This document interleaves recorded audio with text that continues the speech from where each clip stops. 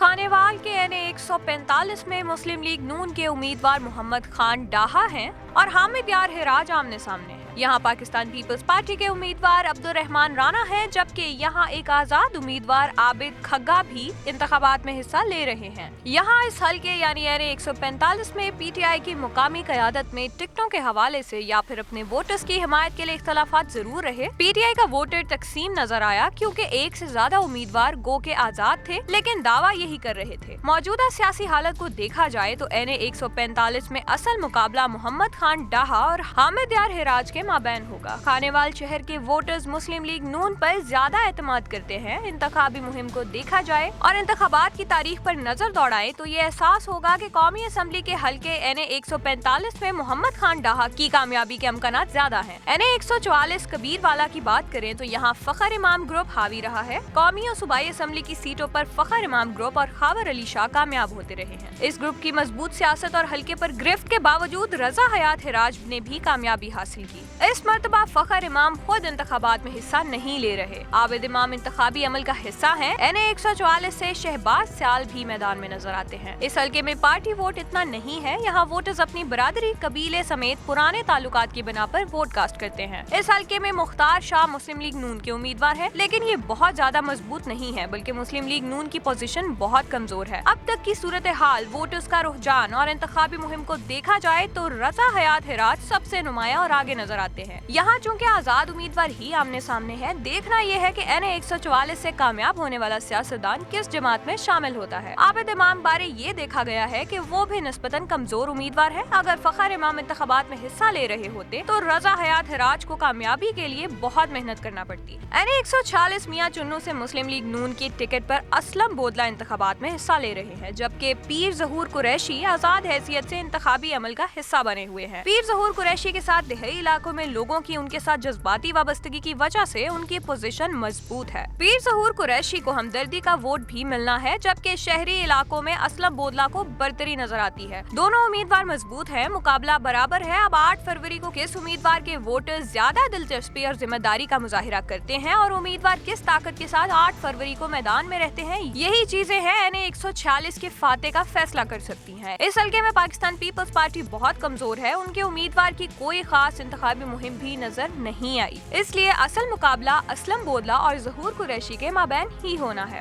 एन.ए. 147 और यहाँ से सूबाई असम्बली की सीटों पर जहानिया, 3 सगे भाई इफ्तिखार, नजीर, ज़ियाउर रहमान, हाजी अताउर रहमान मुस्लिम लीग नून के उम्मीदवार है। 3 भाइयों के इंतखाबी मैदान में होने की वजह से सियासी सूरत हाल खासी दिलचस्प है। ठट्ठा सादिकाबाद जहानिया के एक कौमी और 2 सूबाई हलकों से 3 सगे भाइयों चौधरी इफ्तिखार नजीर, चौधरी ज़ियाउर रहमान, हाजी अताउर रहमान इलेक्शन में हिस्सा ले रहे हैं। हल्का एन.ए. 147 से चौधरी इफ्तिखार नजीर, हल्का पी.पी. 209 से चौधरी ज़ियाउर रहमान, हल्का पी.पी. 210 से हाजी अताउर रहमान को नून लीग ने टिकट जारी किए हैं। चौधरी इफ्तिखार नजीर, हाजी अताउर रहमान के मुताबिक 8 फरवरी को जीत शेर की ही होगी। रजा हयात हिराज के हल्के में भी सूबाई असम्बली की सीटों पर उनके भाई उम्मीदवार है। बाज़ औक़ात ये सूरत हाल वोटर्स को मुतनफ़्फ़िर कर देती है। जहानिया के हल्के एन.ए. 147 इफ्तिखार नजीर की पोजीशन अच्छी है। अयाज न्याजी भी यहाँ कैंपेन कर रहे हैं। उन पर मुकामी सियासी क़यादत को एतराज़ात भी है। अब देखना ये है कि 8 फरवरी को क्या तब्दीली आती है। बड़े मुकाबले में ज्यादा वक्त तो बाकी नहीं बचा। आखिर में मोहसिन नकवी का कलाम,